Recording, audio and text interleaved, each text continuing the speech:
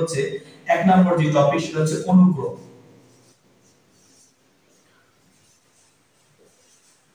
অনুক্রম ঠিক আছে, যে অনুক্রম কি? তো দেখো অনুক্রম হচ্ছে যে কতগুলো রাশি একটি বিশেষ নিয়মে ক্রমান্বয়ে এমন ভাবে সাজানো হয় যাতে এর পূর্ব রাশি ও পরের রাশি কিভাবে সম্পর্কিত তা জানা যায়। এই সাজানো রাশির সেটগুলোকে আমরা অনুক্রম বলি। তো অনুক্রম মূলত কি? দেখো অনুক্রম হচ্ছে যদি আমি এভাবে লিখি যে 1 2 3 4 5 6 ডট ডট ডট এভাবে আরো আছে 7 8 9 10 এরকম চলতে থাকে। তো এখন আমরা বলছি কি একটা বিশেষ নিয়মে ক্রমান্বয়ে সাজাইছি। ক্রম বলতে কি দেখো একের পরে 2 3 4 5 6 7 8 9 10 এভাবে চলতে আছে। ডট ডটের মানে হচ্ছে এটা অসীম চলতে আছে। তো এখন এটা বিশেষ নিয়ম বলতে কি? বিশেষ নিয়ম বলতে তুমি যদি এই যে দ্বিতীয় পদ অর্থাৎ 2 দেখো এই দ্বিতীয় পদ থেকে প্রথম পদটা বিয়োগ দিলে বিয়োগফল 1 আসবে, অর্থাৎ 2 বিয়োগ 1 ইকুয়ালস টু 2 1 ইকুয়ালস টু 1 আসছে। এবার আবার দেখো এই তৃতীয় পদের সাথে যদি করো তুমি তাও কিন্তু 1 আসছে। 3 2 ইকুয়ালস টু 1, তাহলে এখানেও 1 আসছে। আবার দেখো এটা যদি করো তাহলে কি হবে তোমার 4 3 ইকুয়ালস টু 1 আসছে। আবার যদি তুমি এইটা করো তাও 1 আসবে, এইটা করো তাও 1 আসবে। তো এই যে হচ্ছে আমাদের একটা বিশেষ নিয়ম, মানে অন্তরটা সেম হইতেছে, বিয়োগফলটা সেম হইতেছে এবং ক্রমান্বয়ে আমরা সাজিয়ে গেছি।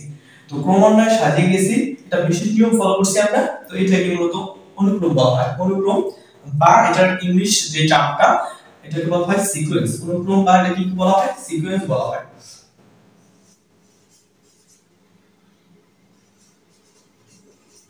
তো অনুক্রম বা সিকোয়েন্স, ঠিক আছে? এই হচ্ছে আমাদের অনুক্রম বা সিকোয়েন্সের কাহিনীটা। এরপরে তোমার যে টপিকটা নিয়ে আলোচনা করতে হবে সেটা হচ্ছে ধারা। ধারা আবার কি? দেখো ধারা, ধারা হচ্ছে তুমি যে অনুক্রমগুলো পাইছো না, এই যে অনুক্রম, এই অনুক্রমগুলো আগে লেখো। অর্থাৎ 1 2 3 4 5 6 ডট ডট ডট। জাস্ট এই অনুক্রমের মাঝে যেমন আমরা কমা দিছি না, এই যে কমাগুলো এখানে লিখো প্লাস চিহ্ন, plus plus plus plus plus চিহ্ন, ঠিক আছে? এখানে তুমি প্লাস দিয়ে ডট ডট দিয়ে যাবে। তো এখন দেখো এই দুইটার ভিতরে একটা হচ্ছে অনুক্রম, একটা হচ্ছে ধারা, ঠিক আছে? ধারাকে তো আমরা সিরিজ বলি, তাই না? ধারার ইংলিশ টার্মটা হচ্ছে সিরিজ। আচ্ছা, তো একটা হচ্ছে সিকোয়েন্স অনুক্রম, আর একটা হচ্ছে সিরিজ বা ধারা। ওকে, এই বিষয়টা আমরা বুঝলাম যে অনুক্রম কি আর ধারা কি।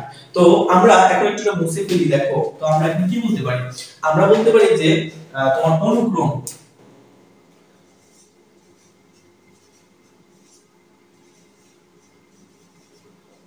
অনুক্রম ইকুয়ালস টু আমরা বলতে পারি যে যে আমাদের পদগুলো দেওয়া থাকবে, ঠিক আছে?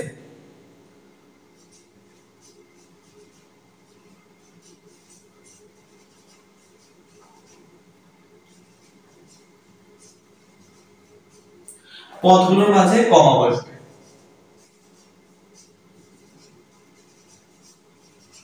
বসবে।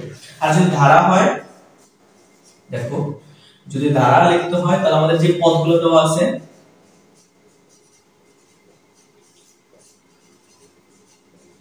পদগুলোর মাঝে কি বসবে বলতো? আছে দেখো একবার আমরা লিখবো যোগ, অর্থাৎ যোগও বসতে পারে বিয়োগও বসতে পারে, বসবে। তাহলে আমাদের কি হলো যে আমাদের অনুক্রম যেটা, অনুক্রমে হচ্ছে পদগুলোর মাঝে আমরা কমা কমা কমা চিহ্ন দিয়ে বসে গেছি, ঠিক আছে?